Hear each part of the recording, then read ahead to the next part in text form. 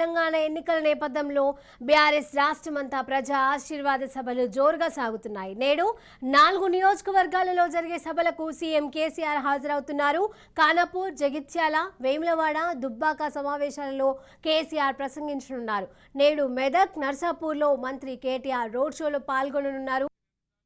4 గంటలకు వీర్నపల్లి, సాయంత్రం 5:30 ఎల్లారెడ్డిపేట, రాత్రి 7 గంటలకు గంభీరావుపేటలో కేటీఆర్ ప్రచారం సాగించనున్నారు.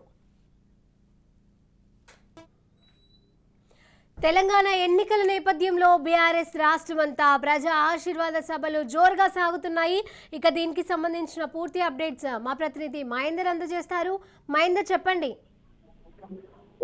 శిరీష, మొత్తానికి ప్రచారానికి మరికొన్ని గంటలే ఉన్న నేపథ్యంలో ఇక ప్రచారాలు ముగింపు కూడా దాదాపు అవుతుంది. ఎన్నికలు ఉన్న నేపథ్యంలో ఇక ప్రచారాలకు మంగళవారం పూర్తిగా దీనికి క్లోజ్ అవుతున్న నేపథ్యంలో ఇప్పటికే ప్రజా ఆశీర్వాద సభల పేరిట దాదాపు రాష్ట్ర వ్యాప్తంగా కేసీఆర్ అనేక నియోజకవర్గాల్లో తామంతా కూడా ప్రజా ఆశీర్వాద సభలు నిర్వహించారు.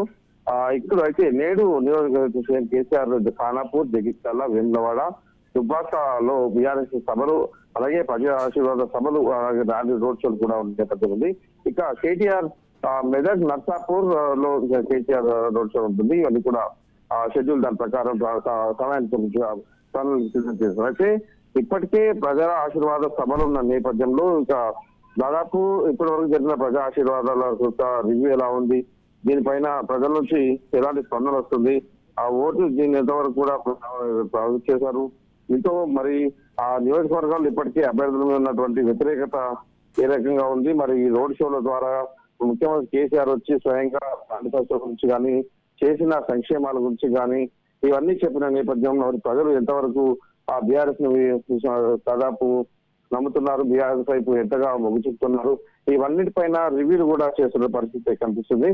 సో మరికొన్ని గంటల్లో పూర్తిగా ప్రచారానికి ముగింపు ఉన్న నేపథ్యంలో ఆ బీఆర్ఎస్ పార్టీ ఆ ముఖ్య నేతలంతా కూడా ప్రచారంలో ముగిపోవడానికి అభ్యర్థులతో పాటు ఇన్ఛార్జీలు కూడా తమ వంతు బాధ్యతగా పూర్తిగా ఎక్కడ కూడా కాంప్రమైజ్ అనేది కాకుండా ఏ క్షణానికి కూడా వృధా కానివ్వకుండా ఓటర్లతో మమేకమై ప్రచారంలో దూసుకుపోతున్న పరిస్థితి కనిపిస్తుంది.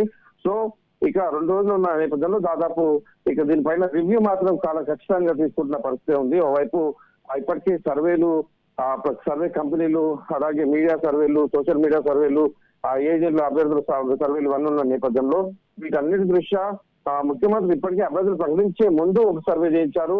అభ్యర్థులు ప్రకటించిన తర్వాత ప్రచారాల నిమిత్తం ప్రచారాల్లో వాళ్ళకి ఎదురవుతున్న వ్యతిరేకతను బట్టి దాంతో ఇంకో సర్వే నిర్వహించారు.